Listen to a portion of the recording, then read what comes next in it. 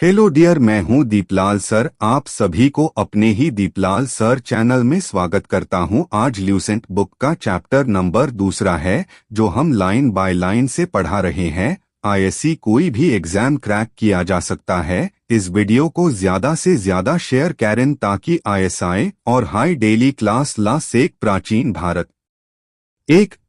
भारतीय इतिहास के स्रोत। प्राचीन भारतीय इतिहास के विषय में जानकारी मुख्यतः 4 स्रोतों से प्राप्त होती है। 1. धर्म ग्रंथ, 2. ऐतिहासिक ग्रंथ, 3. विदेशियों का विवरण व 4. पुरातत्व संबंधी साक्ष्य। धर्म ग्रंथ एवं ऐतिहासिक ग्रंथ से मिलने वाली महत्वपूर्ण जानकारी। भारत का सर्वप्राचीन धर्म ग्रंथ वेद है, जिसके संकलनकर्ता महर्षि कृष्ण द्वैपायन वेदव्यास को माना जाता है। वेद वसुधैव कुटुंबकम का उपदेश देता है। भारतीय परंपरा वेदों को नित्य तथा अपौरुषेय मानती है। वेद 4 हैं: ऋग्वेद, यजुर्वेद, सामवेद एवं अथर्ववेद। इन 4 वेदों को संहिता कहा जाता है।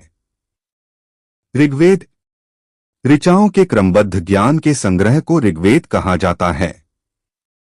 इसमें 10 मंडल, 1028 सूक्त, वाल्खिल्य पाठ के 11 सूक्तों सहित एवं 10,462 ऋचाएं हैं। इस वेद के ऋचाओं के पढ़ने वाले ऋषि को होत्री कहते हैं।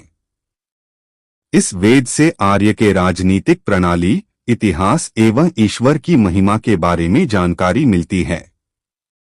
विश्वामित्र द्वारा रचित ऋग्वेद के 3 मंडल में सूर्य देवता सावित्री को समर्पित प्रसिद्ध गायत्री मंत्र है।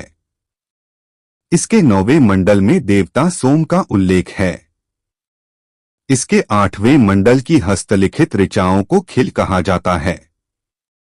चातुष्वर्ण समाज की कल्पना का आदि स्रोत ऋग्वेद के 10वें मंडल में वर्णित पुरुष सूक्त है, जिसके अनुसार 4 वर्ण ब्राह्मण, क्षत्रिय, वैश्य तथा शूद्र आदि पुरुष ब्रह्मा के क्रमशः मुख, भुजाओं, जंघाओं और चरणों से उत्पन्न हुए।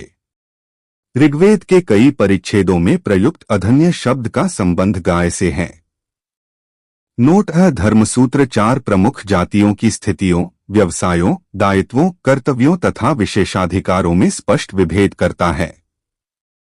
ईसा पूर्व एवं ईसवी वर्तमान में प्रचलित ग्रेगोरियन कैलेंडर, ईसाई कैलेंडर बटा जूलियन कैलेंडर, ईसाई धर्मगुरु ईसा मसीह के जन्मवर्ष कल्पित पर आधारित है। ईसा मसीह के जन्म के पहले के समय को ईसा पूर्व BC before the birth of Jesus Christ कहा जाता है। ईसा पूर्व में वर्षों की गिनती उल्टी दिशा में होती है, जैसे महात्मा बुद्ध का जन्म 563 ईसा पूर्व में एवं मृत्यु 483 ईसा पूर्व में हुआ। यानी ईसा मसीह के जन्म के 563 वर्ष पूर्व महात्मा बुद्ध का जन्म एवं 483 वर्ष पूर्व मृत्यु हुई। ईसा मसीह की जन्म तिथि से आरंभ हुआ सन ईसवी सन कहलाता है। इसके लिए संक्षेप में लिखा जाता है। को लैटिन भाषा के शब्द एडी में भी लिखा जाता है। एडी यानी आन्नो डोमिनी, जिसका शाब्दिक अर्थ है in the year of Lord Jesus Christ. वामनावतार के 3 पगों के आख्यान का प्राचीनतम स्रोत ऋग्वेद है। ऋग्वेद में इंद्र के लिए 250 तथा अग्नि के लिए 200 ऋचाओं की रचना की गई है। नोट: प्राचीन इतिहास के साधन के रूप में वैदिक साहित्य में ऋग्वेद के बाद शतपथ ब्राह्मण का स्थान है।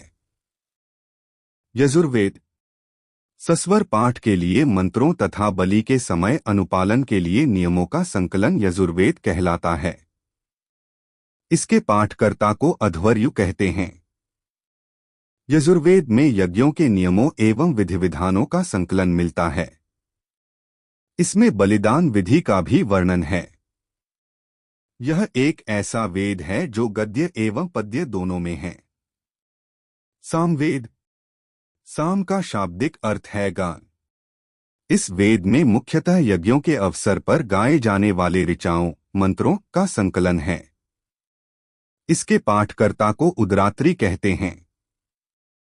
इसका संकलन ऋग्वेद पर आधारित है। इसमें 1810 सूक्त हैं जो प्रायः ऋग्वेद से लिए गए हैं।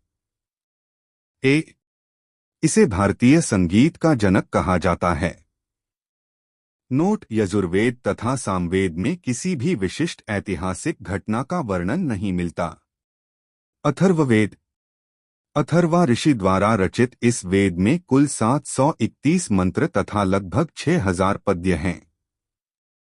इसके कुछ मंत्र ऋग्वैदिक मंत्रों से भी प्राचीनतर हैं। अथर्ववेद कन्याओं के जन्म की निंदा करता है।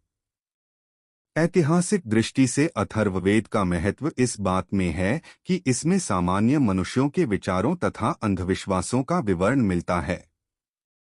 पृथ्वी सूक्त अथर्ववेद का प्रतिनिधि सूक्त माना जाता है।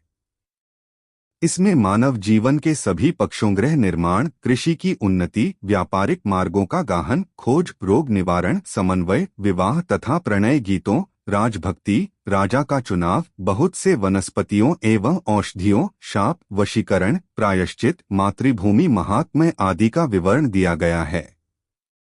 कुछ मंत्रों में जादू टोने का भी वर्णन है। अथर्ववेद में परीक्षित को कुरुओं का राजा कहा गया है तथा कुरु देश की समृद्धि का अच्छा चित्रण मिलता है।